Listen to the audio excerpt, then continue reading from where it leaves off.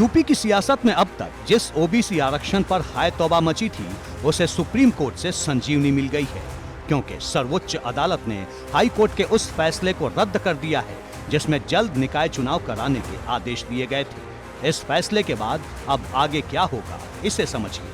पहली बात, बिना ओबीसी आरक्षण के निकाय चुनाव नहीं होंगे। दूसरी बात, जनवरी में निकाय चुनाव कराने की कोई जल्दी नहीं होगी। तीसरी बात, ओबीसी कमीशन को 31 मार्च तक रिपोर्ट सौंपनी होगी। चौथी बात, ओबीसी आरक्षण पर सरकार अपनी कोशिशों की तारीफ करेगी। ऐसा नहीं है कि सुप्रीम कोर्ट में यूपी सरकार के लिए सब कुछ अच्छा ही रहा। सुप्रीम कोर्ट में करीब 10 मिनट तक संक्षिप्त सुनवाई हुई। सबसे पहले यूपी सरकार की तरफ से परिसीमन की प्रक्रिया को पूरा करने के लिए 3 महीने का समय मांगा गया, लेकिन कोर्ट ने जो टिप्पणी की वो सरकार को चुभने वाली थी। कोर्ट ने कहा 3 महीने का समय ज्यादा है। हाई कोर्ट ने सभी तथ्यों को ध्यान में रखकर आदेश दिया है। राज्य ने आरक्षण को लेकर ध्यान नहीं दिया। चीफ जस्टिस ने कहा स्थितियां बिल्कुल साफ हैं कि किस तरह ओबीसी आरक्षण दिया जाना है।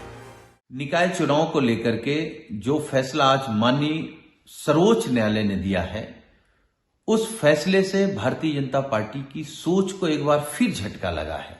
जो बीजेपी उत्तर प्रदेश में बिना पिछड़ों को आरक्षण दिए चुनाव कराने की मंशा रख रही थी, उस मंशा को एक करारा झटका लगा है। सुप्रीम कोर्ट की टिप्पणी अपनी जगह और फैसला अपनी जगह। समाजवादी पार्टी कोर्ट की टिप्पणी के सहारे सरकार को घेर रही है, लेकिन सरकार फैसले में अपनी जीत देख रही है। सीएम योगी ने ट्वीट किया, माननीय उच्चतम न्यायालय द्वारा उत्तर प्रदेश में नगरीय चुनाव कराने के संबंध में दिए गए आदेश का हम स्वागत करते हैं। माननीय उच्चतम न्यायालय द्वारा दी गई समय सीमा के अंतर्गत ओबीसी आरक्षण लागू करते हुए उत्तर प्रदेश सरकार निकाय चुनाव संपन्न कराने में सहयोग करेगी।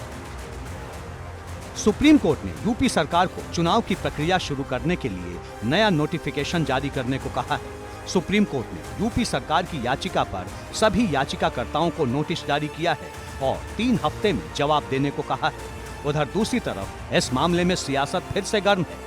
डिप्टी सीएम केशव प्रसाद मौर्य ने अखिलेश को निशाने पर ले लिया।